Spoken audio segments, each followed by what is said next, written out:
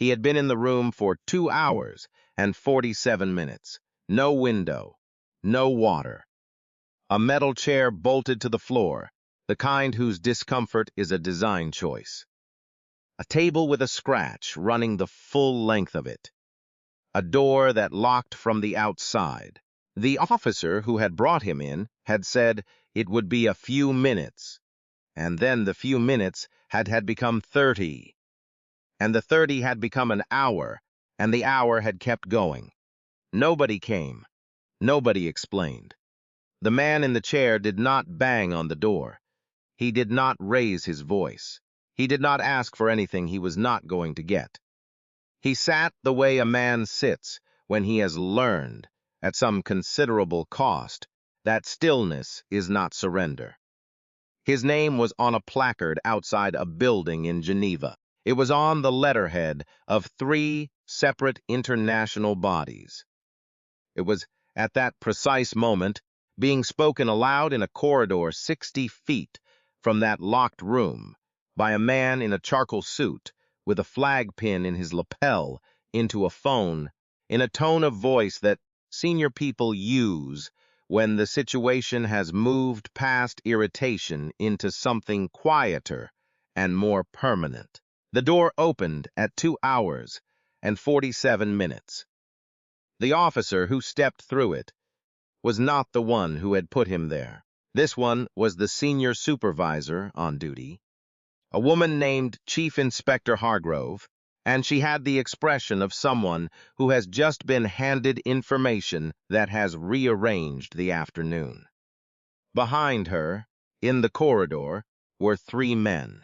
Suits, flag pins, briefcases, the kind of bearing that comes from decades of representing something larger than yourself in rooms that do not welcome you.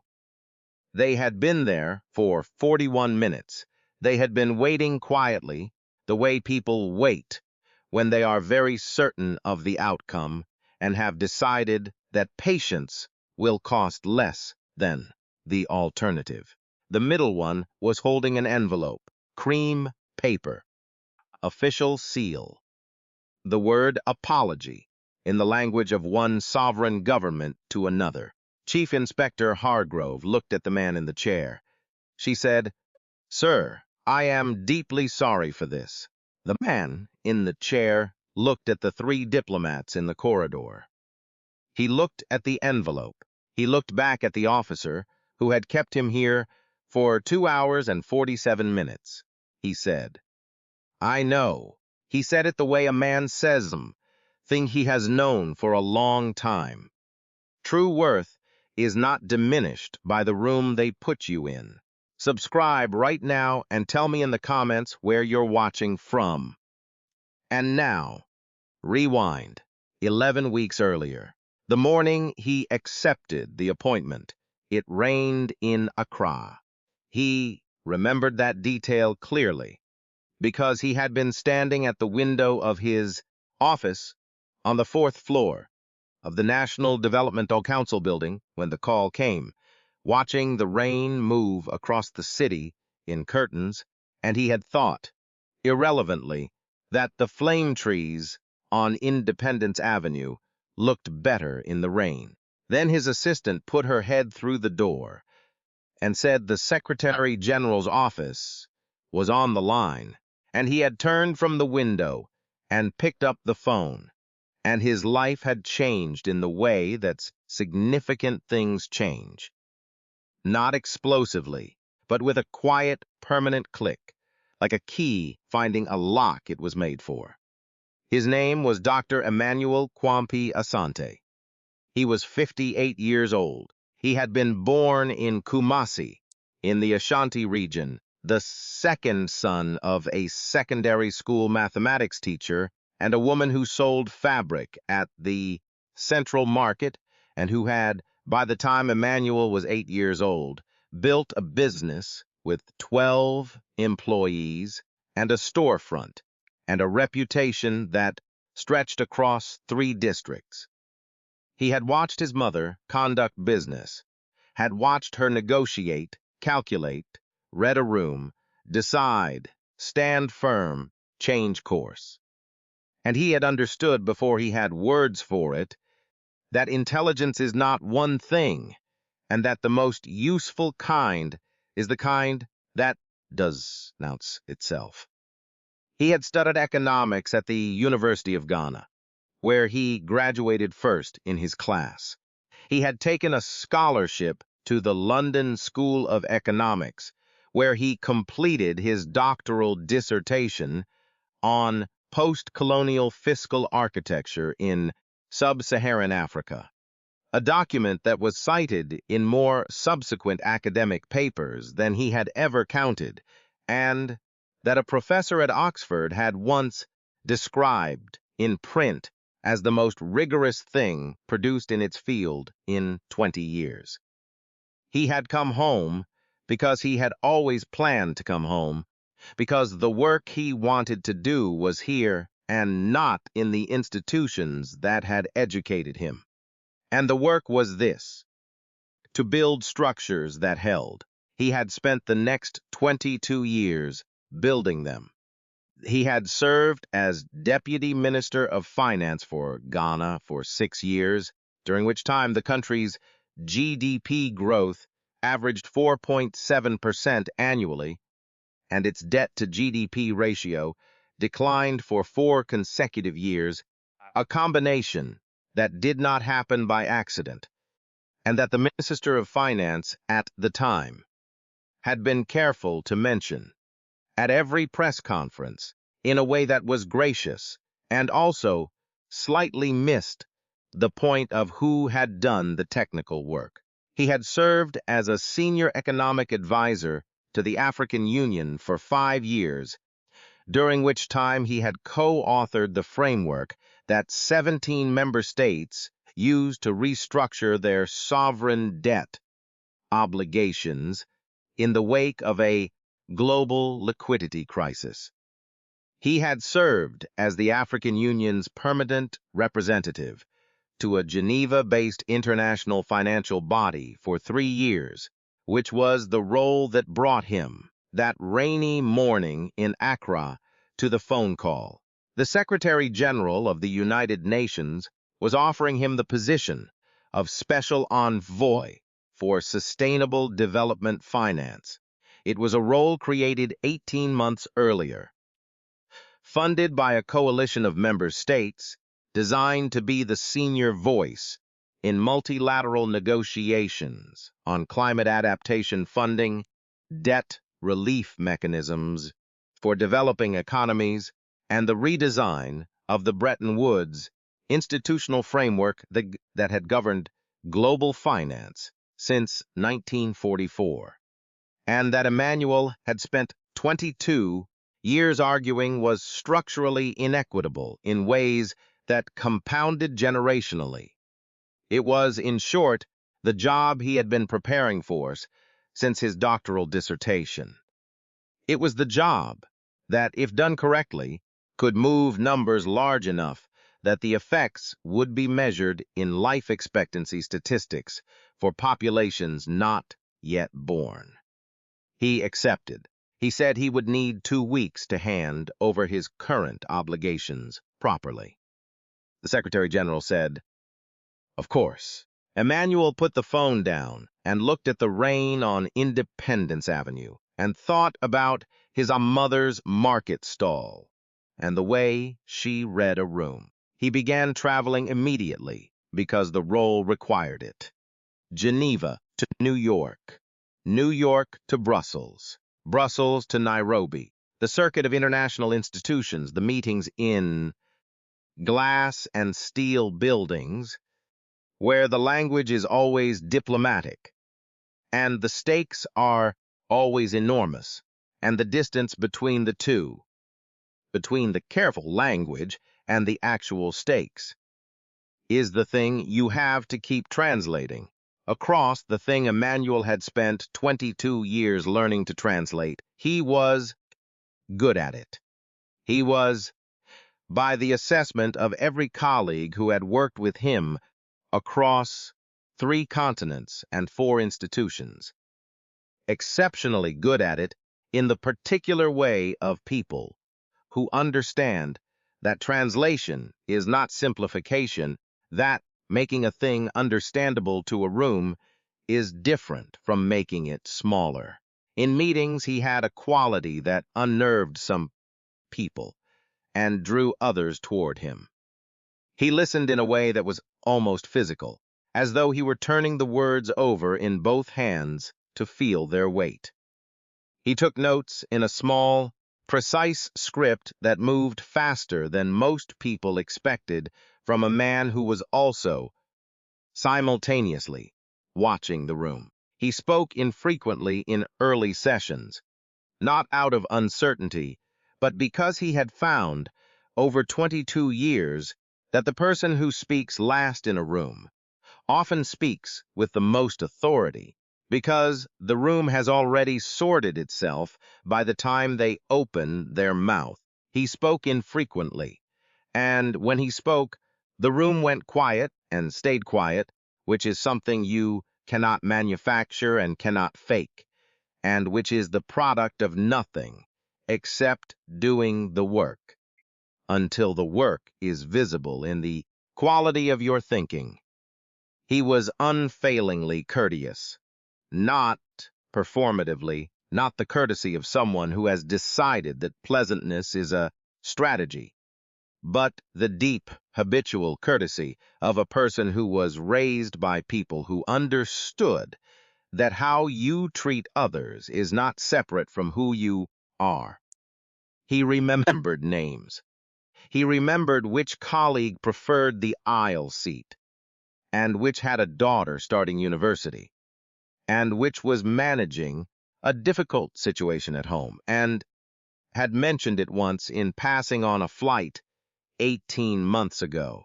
He asked about these things when he saw those people again, not to build capital, but because he had been taught by his mother and by mathematics that paying attention to the particulars produces better outcomes than ignoring them. It was the same lesson applied in different rooms. He had a leather briefcase that he had carried for 14 years, scuffed at the bottom left corner from a train platform in Brussels. He had set it down on the platform edge on a rainy November morning in 2010, and a passing luggage cart had clipped it, and he had looked at the scuff and decided that a working briefcase should look like it works. The combination lock he had not changed in 14 years because the numbers were his mother's birthday, day and month and year, a combination so obvious that a security-minded colleague had once told him it was a liability, and Emmanuel had said, "Anyone who reaches that briefcase has already gotten much further than I intend to let them." The colleague had not pursued the point. Inside the briefcase, on every trip, his current working documents flagged in the specific color system he had used since graduate school: yellow for draft, green for agreed, red for contested. A small notebook with a dark blue cover, spiral bound, handwritten calculations and observations that he did not trust to any digital format, because he had seen too many digital formats become inaccessible and too many handwritten notebooks remain readable.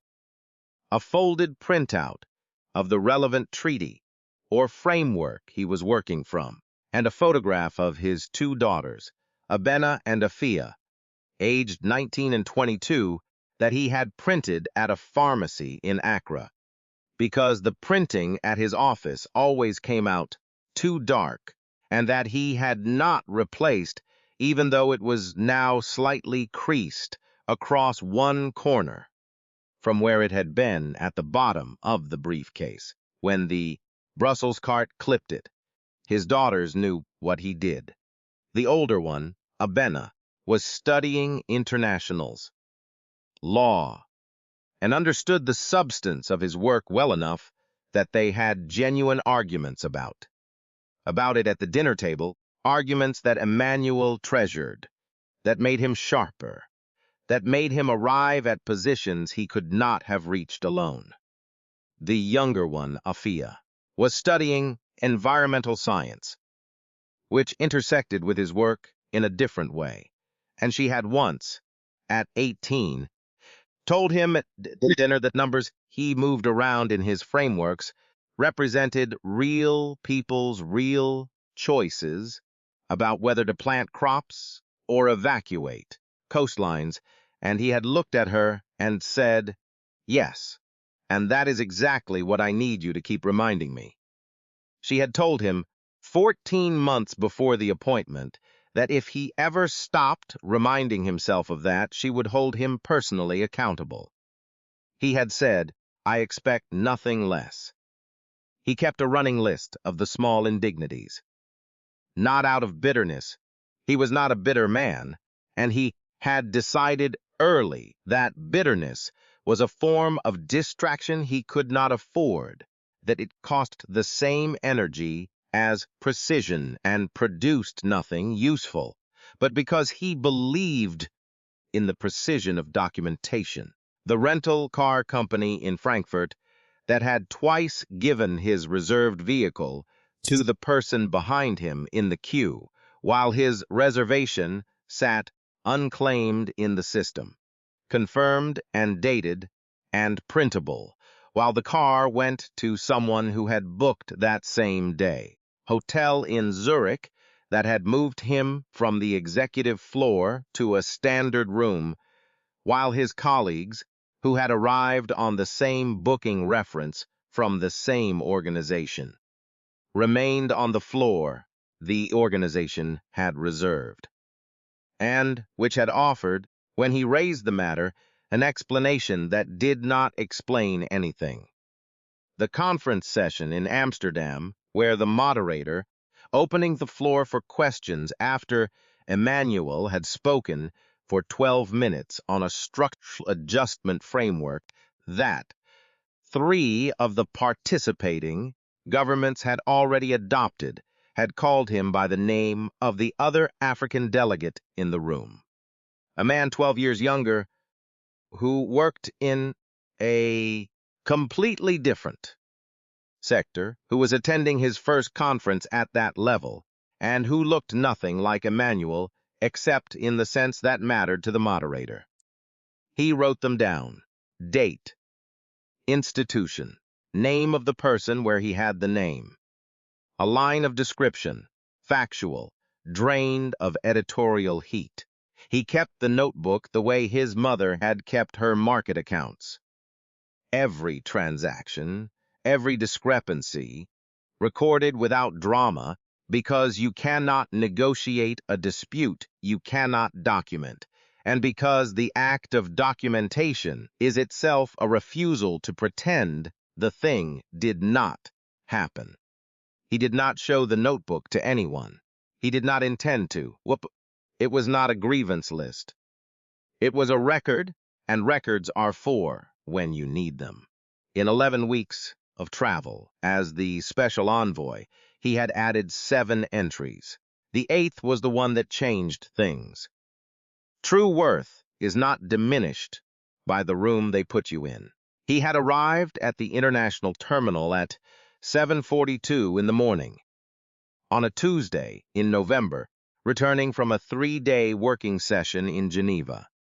He was traveling on a diplomatic passport, a burgundy booklet, gold embossed, the seal of the United Nations on the cover, alongside his credentials, and the designation that, in practice, means that most borders open with a courtesy and a nod. Most borders.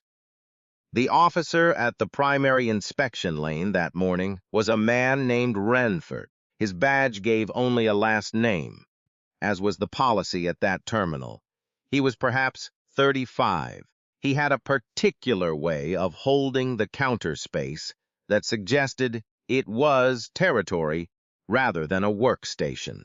He looked at the diplomatic passport the way people sometimes look at credentials they have already decided are less impressive than claimed. He said, reason for travel. Emmanuel said, official United Nations business. The passport designates me as a diplomatic official of the Special Envoy for Sustainable Development Finance. Renford looked at the passport. He looked at Emmanuel. He said, secondary inspection. Emmanuel said, I'm sorry? Renford said he would need to speak with someone in secondary. He said it without looking up. Emmanuel said, carefully, may I ask the basis for the secondary referral? Renford said, routine. There is a word for what Emmanuel felt in that moment, and the word is not anger. Anger has heat in it. What Emmanuel felt was colder and more familiar and precisely measured, the way you feel when a thing you have been expecting finally arrives, and the only surprise is that it has come in this particular form, on this particular morning. He gathered his briefcase and his carry-on, and he walked to the secondary inspection room, and he sat in the metal chair, and he waited. The room was approximately 12 feet by 10 feet. White walls, marked with the scuff patterns of years of bags placed against them. One overhead fluorescent light with a flicker at the left end, fast enough to be below notice for the first 20 minutes, and impossible to ignore after that. The metal chair was bolted to the floor. The table was bolted to the wall. There was a camera in the upper right corner, a small dark square that could have been anything. There was no clock. There was no water. There was nothing to read. The door locked from the outside. He placed his briefcase on the table, his carry-on sat beside the chair, his phone face down beside the briefcase. He folded his hands on the table, and he looked at the middle distance, and he thought about the climate framework presentation scheduled for that afternoon, the one he had been preparing for 11 days, the one with the contested paragraph in Section 4 about debt sustainability thresholds. He did not call anyone, not in the first hour. He had a phone and contacts at the highest levels of 6 governments and 3 international bodies, and he did not reach for any of them. This was a decision, not an oversight. He had learned, in 22 years of operating in institutions designed to test your composure, that the moment you summon help is the moment you confirm the picture they have made of you. The picture of a man whose steadiness is conditional, who needs to be rescued, who cannot simply be and wait. He was not going to confirm that picture. He was going to be exactly what he was, in precisely the same way he had been it every other day of his life, and wait for the room to catch up. At the 45-minute mark, someone walked past the door without stopping. He heard footsteps, a pause at the window, footsteps moving on. At the 1-hour mark, no one had come. He sat in the chair and thought about Section 4. He had the revision in his mind. He could feel the shape of it, the specific substitution of language that would close the gap in the argument. But he was not yet ready to write it. He held it the way you hold a thought that isn't finished yet, turning it, checking its edges.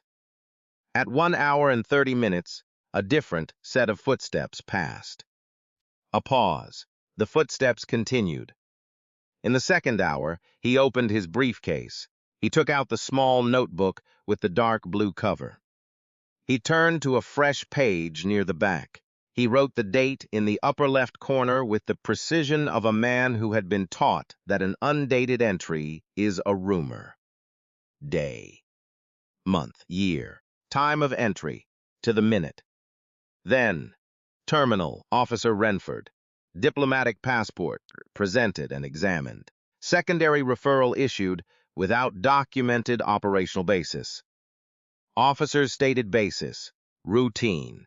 He wrote a bracket below and inside it the number 8. He closed the notebook. He wrote the revision to Section 4 of the Climate Framework in the margin of the working draft, 3 lines, precise. He closed the draft. He replaced both documents in the briefcase. He folded his hands again. In the second hour and 12 minutes, a face appeared at the small reinforced glass window in the door. A man, glancing in, moving away, stopping, coming back. He stood at the window, long enough that Emmanuel could see him clearly and understand that he was being seen clearly in return. His name was Marcus Adeyemi, and he was the deputy head of mission for the Nigerian diplomatic delegation, and he had arrived at the terminal 22 minutes earlier on a connection from Abuja and was walking out through the corridor when he recognized, in the secondary inspection room, the man he had last seen at a conference table in Addis Ababa 14 months ago, where Emmanuels had spoken for 40 minutes about sovereign debt mechanics in a way that had rearranged the way Marcus understood the subject entirely. He stood at the window for 3 seconds. Then he walked very quickly in the other direction. He was not walking away. He was finding a phone. Marcus Adeyemi made 3 calls in 4 minutes and 17 seconds. The first was to the head of his own delegation, who was still inside the terminal. The second was to a senior official in the Swiss Foreign Ministry, a man he had worked alongside on a multilateral negotiation 2 years earlier, who answered on the second ring and listened for 90 seconds, and said, "I will send something by fax immediately." The third call was to the office of the United Nations Undersecretary for Legal Affairs, where a woman named Bridget Hofer had spent 31 years handling the exact category of situation that authorizes when international legal instruments and national border practices come into contact without sufficient care, and who, when she heard the name Emmanuel Asante and the words secondary inspection and no documented basis, said only, "I will have someone there in 30 minutes. She had someone there in 22. The 3 men who assembled in the corridor arrived at intervals, the first at 22 minutes, the second at 29, the third at 37. They represented 3 sovereign governments and 1 international body of 67 member states. Between them, 91 years of diplomatic service. They carried the kind of authority that is the product of long institutional memory and careful, patient relationship building across decades, the kind that does not need to announce itself because the credentials carry it, the kind that becomes visible in a room the moment the people in the room understand what they are looking at. They did not raise their voices. They did not demand entry.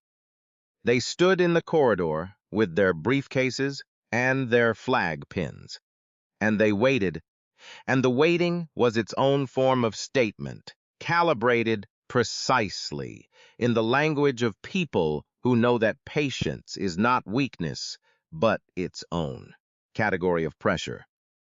Ambassador Diallo, the most senior of the 3, had asked for the terminal director within 4 minutes of arriving. The terminal director had called the chief of border operations within 3 minutes of being reached. The chief of border operations had reached Chief Inspector Hargrove within 5. Hargrove had been handed the diplomatic credentials package, the UN Special Envoy designation documentation, and a document from the Swiss Foreign Ministry that had arrived by secure fax in 7 minutes from the moment Marcus Adeyemi's second phone call ended. The Swiss document was 2 pages. It cited the Vienna Convention. It cited Article 40. It described the precise and restrained language that foreign ministries use when they are genuinely displeased, the status of the individual currently being processed at that terminal, and the legal framework governing his treatment. Hargrove read it once. She read it twice. She looked at the photograph on the UN Special Envoy designation and confirmed it matched the description. Then she pulled the secondary inspection referral log for Terminal C for the previous 6 months. She looked at who had been referred. She looked at the frequency. She looked at the pattern across the column that recorded the referring officer. She looked at it for a long time. She held the binder in both hands and looked at it until she had measured what it contained, and then she said one word to herself, very quietly. That was not a diplomatic word. Then she walked to the corridor. True worth is not diminished by the room they put you in. There are things you have to understand about what it means to hold a diplomatic passport, and what it means to detain a person who holds one before you can understand what was being assembled in that corridor. A diplomatic passport is not a preference. It is not a VIP lane. It is a legal instrument rooted in the Vienna Convention on Diplomatic Relations.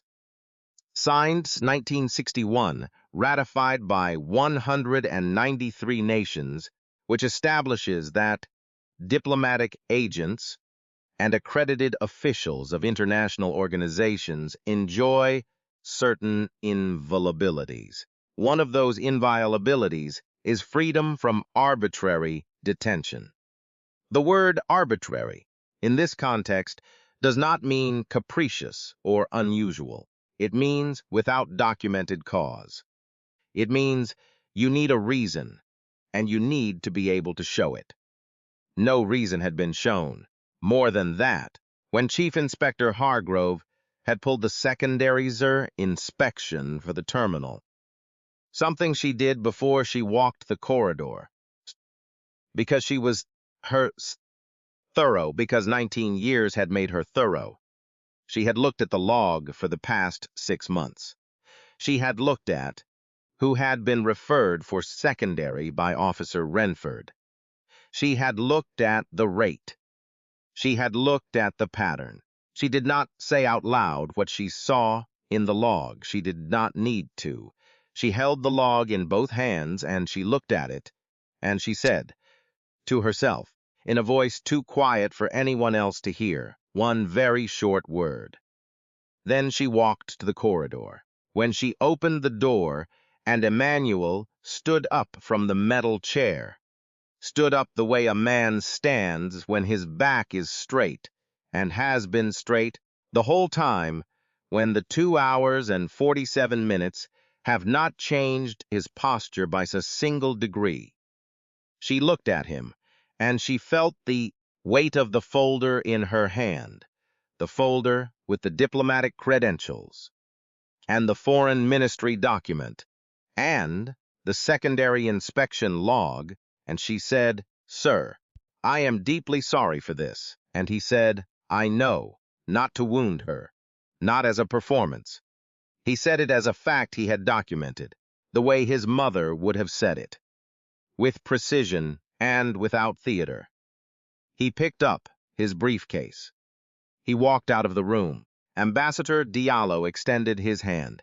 He said, "Emmanuel, I'm glad you're here." He said, Emmanuel shook his hand. He said, "Thank you for coming, Kofi." He said it to all 3 of them, the way you say something that carries more weight than the words. Then he said, "Shall we go? I have a meeting at 2. They went. The formal complaint was filed by the United Nations Office of Legal Affairs on the 9th day. It was a precise document. 12 pages, single-spaced, drafted by 3 lawyers under Bridget Hofer's supervision, reviewed by the Undersecretary himself, and delivered by diplomatic pouch to 4 separate addressees, the government whose border authority employed Officer Renford, the minister with direct responsibility for customs and border operations, the office of the foreign minister, and, in a separately addressed version, forwarded through formal diplomatic channels, the ministry responsible for international treaty compliance and the Vienna Convention obligations that treaty entailed. The complaint cited Article 40 of the Vienna Convention by name and by text. It cited the 2 hours and 47 minutes. It cited the absence of any documented operational basis in the secondary inspection log. The log, which, the complaint noted, had been reviewed by Chief Inspector Hargrove before she walked to the secondary inspection room, and which had formed part of the internal documentation of the incident. It cited the log itself, and specifically the pattern observable in the log, and specifically the column attributed to Officer Renford, without making a direct legal claim about that pattern, because the lawyers were precise people who understood that what the complaint did not need to say explicitly was already visible to anyone who read it carefully. 12 pages, cold, precise, the kind of document that every person who receives it reads slowly and in full, and that no one who has read it discusses in the casual register. The government's legal advisors consulted for 3 days, then 4, then 6. On the 13th day, there was a meeting that lasted 4 hours. On the 15th day, there was a briefing. On the 16th day, the foreign minister signed an apology, not a statement of regret, not an expression of concern. An apology in the specific technical sense of diplomatic language. A document that names a violation, accepts institutional responsibility, and commits to specific remediation. Signed, delivered by diplomatic channel, entered into the formal record of the United Nations Office of Legal Affairs, and retained there. Officer Renford was suspended without pay on the 17th day, pending the outcome of a full internal investigation. The investigation concluded in 6 weeks. Its full findings were not published, as internal agency investigations operate under different disclosure obligations than independent bodies. What was published was the determination Officer Renford would not return to his position. The terminal director issued a mandatory protocol review on the 21st day. The review was assigned, and this was the condition that the UN complaint had named explicitly on page 9 in a paragraph that 3 of the 4 receiving ministries had annotated, not to the agency itself, but to an independent oversight body with no reporting relationship to the Border Operations Division. The oversight body completed its review in 90 days and produced a 41-page report.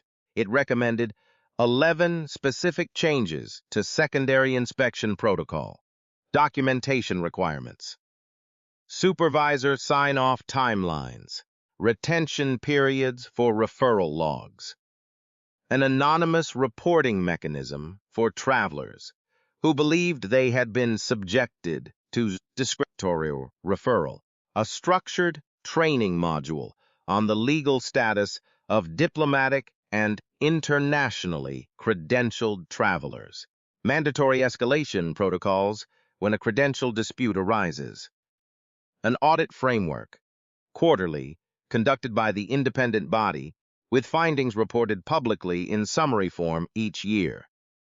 11 recommendations, all 11 accepted by the government in a written response, submitted 30 days after the report's release. The timelines for implementation of each recommendation were published. Progress reports were required quarterly.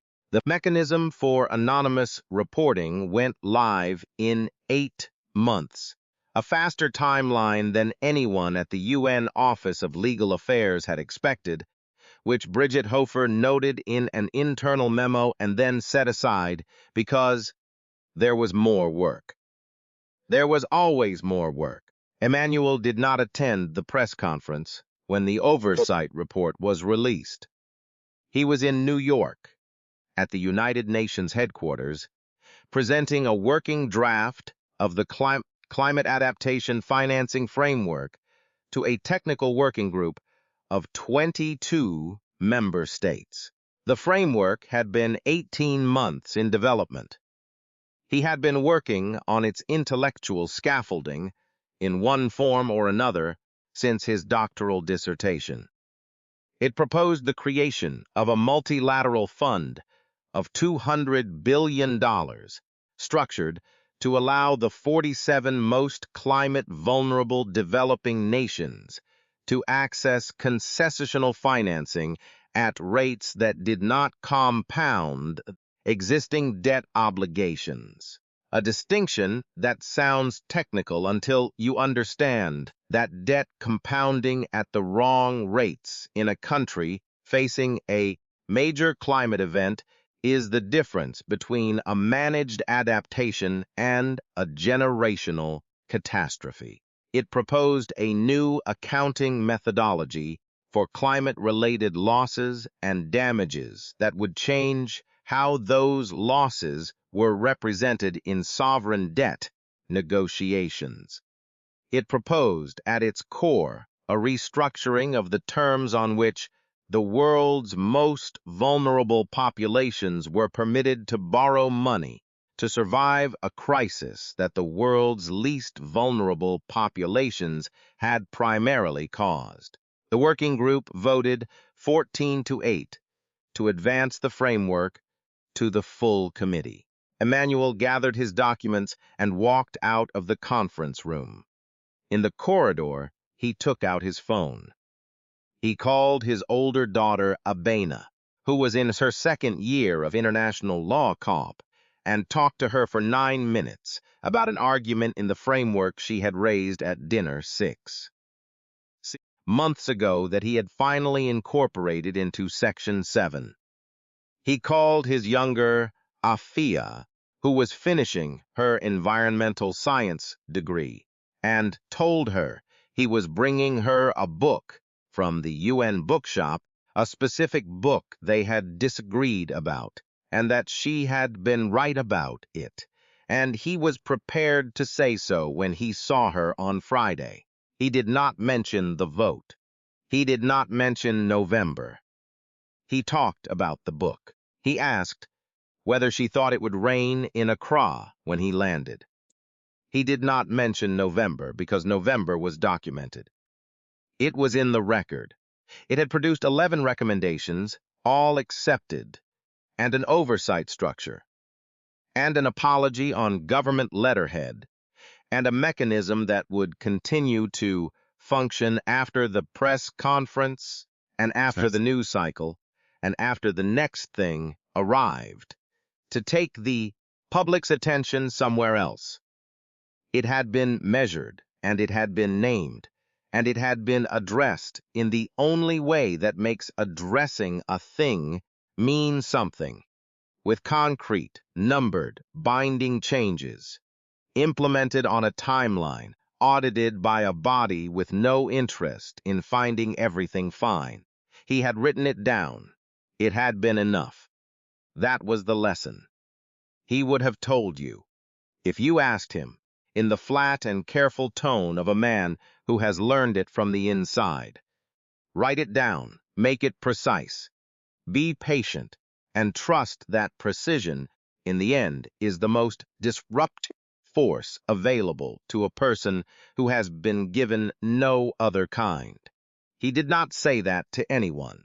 He got on a plane and went home to Accra on Friday and it rained when he landed, and he stood outside the terminal for a moment in the rain and thought about his mother's market stall and the way she had once told him when he was 9 years old and had been shortchanged by a vendor and had been too embarrassed to say so. You never have to be loud, Kwame, but you must always be accurate. He had been accurate. True worth is not diminished by the room they put you in. There is a woman in the Ashanti region of Ghana, in a house, in a neighborhood where the streets have repaved twice since she moved there, and the house has been painted 3 times, and the garden in the back grows tomatoes and a lemon tree that she planted in the year her husband died, because planting something seemed like the right response.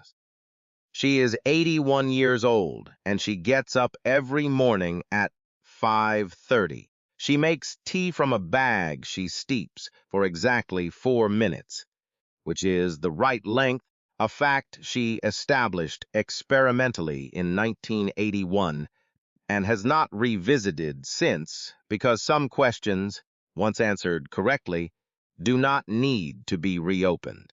She sits at the kitchen table and she reads. She reads everything, the national newspaper and the regional paper. And sometimes the papers her daughter-in-law's cousin brings from Accra that run 3 days behind.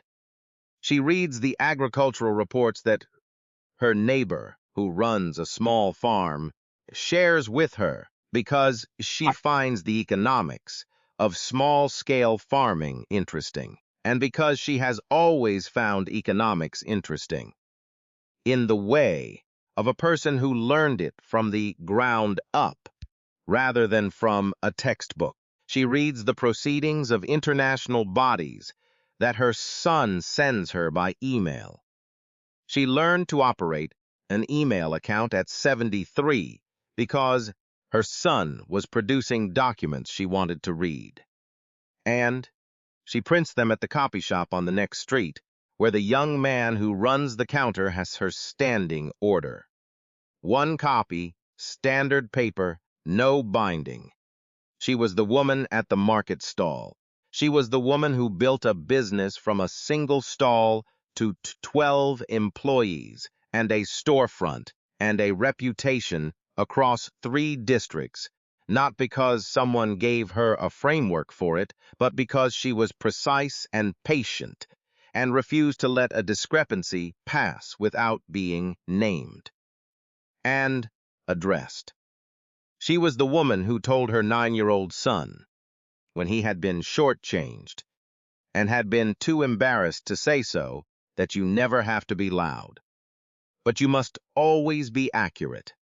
He had been accurate for 49 years. When the independent oversight report was released, Emmanuel's assistant forwarded his mother a summary.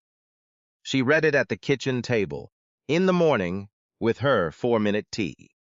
She read the 11 recommendations. She read the section about the anonymous reporting mechanism.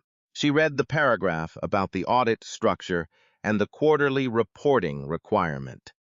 She read it the way she read everything, with a pencil in her hand, making small marks at the points that struck her as important.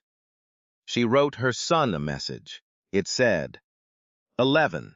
Your father's favorite number was 7, but 11 is very fine. He wrote back, I got it from watching you count. She put the phone down and picked up her tea and looked out the kitchen window at the lemon tree for a while. Then she wrote back 4 words. She wrote, I know you did. 6 months after the oversight report was released and accepted, the United Nations Special Envoy for Sustainable Development Finance presented the Climate Adaptation Financing Framework to the UN General Assembly. It was seconded by 29 member states on the floor, more than the framework's supporters had modeled. In the most optimistic scenario, it passed by a vote of 112 to 31, with 44 abstentions in a session that ran 40 minutes over its scheduled time because the debate was substantive and nobody wanted to cut it short. The fund was established. A capitalization target of $200 billion was set. 243 million arrived in initial deposits in the first 12 months, above projection. The 47 beneficiary nations Keynes began drawing on the concessional financing by the following spring. The first two nations to draw on it were both island states in the Pacific that had been negotiating adaptation financing for 11 years and had reached the same dead end 11 times. The framework gave them a door where there had been a wall. In the United Nations building in New York, on the wall of the corridor outside the offices of the Special Envoy, there is a framed list of the 47 nations. Small print on a large sheet. It is the kind of thing that most people who walk past it do not stop to read, because it is not visually dramatic, because it does not announce its own importance, because it is simply a list of countries and a small line of attribution in the lower right corner. If you stop and read the attribution, it says, Framework developed by Special Envoy, Dr. Emmanuel Kwame Asante, 2024. His mother has a photograph of it. Her neighbor's grandson, a young man of 24, who had gone to New York on a work program, took it on a Tuesday afternoon and sent it to her on his phone. She had it printed at the copy shop. She put it on the kitchen table, in the spot where the morning light reaches first. She has not framed it. She does not frame things she already knows. True worth is not diminished by the room they put you in, the part that stays with me. And I've sat with this story in a way I don't always sit with things longer and more carefully than I expected. Is not the 3 diplomats. It's not the apology letter on cream paper. It's not even the 11 recommendations or the $200 billion fund. It is the notebook, the small notebook with the handwritten calculations, the one Emmanuel took out of his briefcase in the second hour and opened to a fresh page, the one where he wrote, Terminal, Officer Renford, diplomatic passport, secondary, no basis offered, the date, the time, a space left open for the time he would leave. He documented it. Precisely, without drama, without anyone watching. In a room with no window, in a chair bolted to the floor, 2 hours into something that could have broken a smaller person's composure. He opened his notebook and he wrote it down. Not for a lawsuit, not for a press conference. Because he believed, as his mother had believed, as the woman at the market stall had believed, that you cannot solve a problem you have not measured. That precision is a form of dignity. That the act of writing it down is the act of saying, this happened, it was real, it mattered, and I am not going to let it disappear. 7 entries before that Tuesday. The rental car twice, the hotel in Zurich, the moderator in Amsterdam who called him the wrong name, others, documented, dated, named where he had the names. And here is the question that I keep asking myself about that notebook and that I want to leave with you today. Not the version with the easy answer. Think about the 7 entries before November. Think about those 7 moments. The rental car, the hotel floor, the wrong name in front of a room full of colleagues. And think about what it took in each of those moments to write it down instead of letting it go. To decide that the moment was real enough and significant enough to document. Refuse the very human temptation to say, "It was nothing. It probably wasn't what I think it was." Let it go. Move on. Now turn it around. Think about a moment you witnessed, not something that happened to you. Something you saw happen to someone else. A small dismissal. A slight executed so smoothly it was deniable. A moment where someone was made to feel like they needed to prove their right to be somewhere they had every right to be. And ask yourself, did you write it down? Not literally. Did you hold on to it? Did you treat it as real? Did you let it count? Or did you decide it was probably nothing? Leave one word in the comments. One word for what you do with those moments when you see them. Not what you believe about them in the abstract, what you actually do. If that word costs you something to be honest about, share this with someone tonight.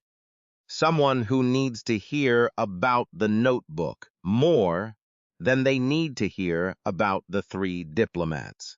And if you believe that precision is a form of power, that documentation is its own kind of testimony, that writing it down is the beginning of changing it. Subscribe.